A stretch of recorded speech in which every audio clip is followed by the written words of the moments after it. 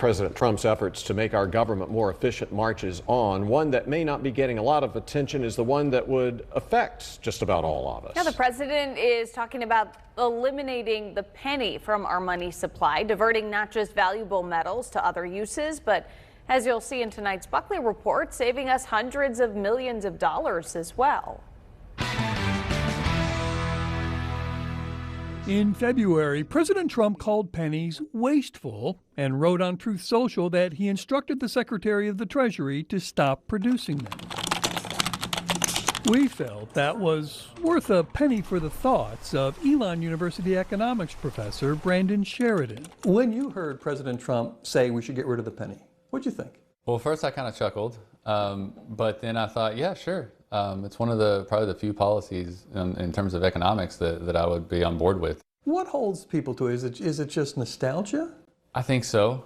And the truth is, it's not a new idea. By hanging on to the penny, we are paying a price. We talked to Wake Forest University's Robert Waples when he had this idea back in 2007.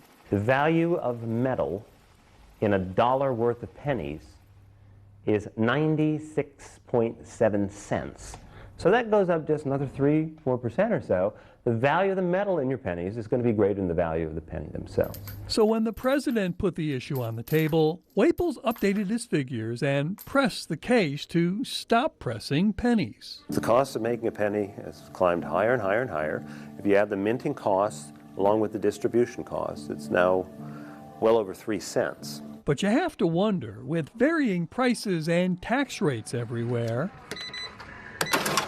can keep the penny. Would getting rid of the penny be a problem for businesses and their customers? That's where my research comes in. So, I found that the last digit is pretty random in your cash register total. And so if you do round to the nearest nickel, there's going to be as much rounding down, saving the consumer some money, as rounding up, costing them. Since it takes, on average, a little more than a second for an American worker to earn a penny, dealing with them may cost more than it's worth. You could maybe justify that cost if the coin facilitated commerce or transactions in any way, right? So if you're walking out the door and you think, oh, I've got to have my pennies for today so that I can buy my coffee, then maybe you could make a case that it's worth taking the loss, but pennies don't really do that. This wouldn't be the first time that we got rid of a coin. Congress abolished the halfpenny in 1857, giving us a preview of what might happen here. What I think will happen, because pennies will be so hard to find, I think stores will spontaneously begin rounding their cash purchase prices to the nearest nickel. And the truth is, most people don't bother to even take them out of that dish as they head out the door. Do you see us going to a cashless society anytime soon? Because there's a push for it. How would you define soon? 5 to 15 years. 5 years, probably not. 15, sure, I could see you being close. I mean, so right now you have about 15% of all transactions take place using cash or some kind of, coin, cash or coin. 10 years ago, that was 30%. So we've already cut that in half in 10 years. Meaning the only place your grandkids might be able to see a penny will be in a museum. Bob Buckley, Fox 8 News.